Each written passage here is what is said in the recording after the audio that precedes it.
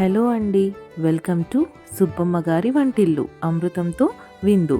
ఈరోజు మన ఛానల్లో 3 months పాటు నిలవండే టమాటో పచ్చడి ఎలా చేయాలో ఇప్పుడు చూద్దాం.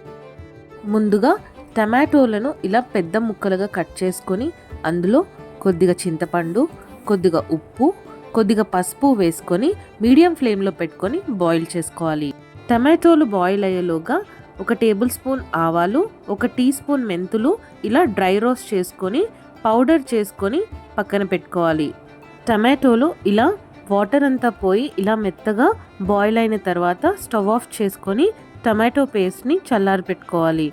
ఇప్పుడు చల్లారిన టమాటో గుజ్జుని మిక్సీలో వేసుకొని ఒక్కసారి ఇలా పేస్ట్ లాగా గ్రైండ్ చేసుకోవాలి.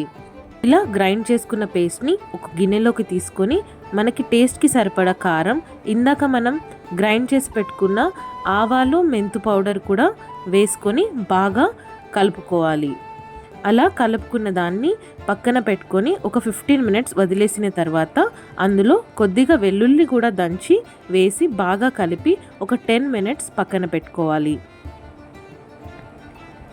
ఇప్పుడు పోపు కోసం ఆవాలు, వెల్లుల్లి, ఎండుమిర్చి, కరివేపాకు తీసి రెడీగా పెట్టుకోవాలి.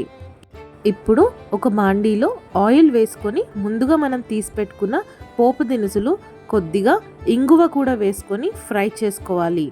ఇలా బాగా ఫ్రై అయిన తర్వాత ముందుగా మనం కలిపి పెట్టుకున్న టమాటో పేస్ట్లో వేసుకొని బాగా కలుపుకొని ఒక 20 minutes వరకు అలా ఉంచేస్తే ఫ్లేవర్స్ అంతా పచ్చడికి పడుతుంది. 20 minutes తర్వాత వేడి అన్నంలో కొంచెం నెయ్యి వేసుకొని కలుపుకొని తింటే ఎంతో టేస్టీ అయిన టమాటో పచ్చడి రెడీ అయినట్టే.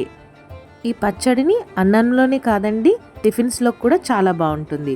ఫ్రిడ్జ్లో పెట్టుకుంటే 3 months వరకు నిలవ ఉంటుంది. సో మీరు కూడా ట్రై చేసి టేస్ట్ ఎలా ఉందో తప్పకుండా తెలియచేయండి. Thank you so much for watching అండి. Please like, share and subscribe my channel.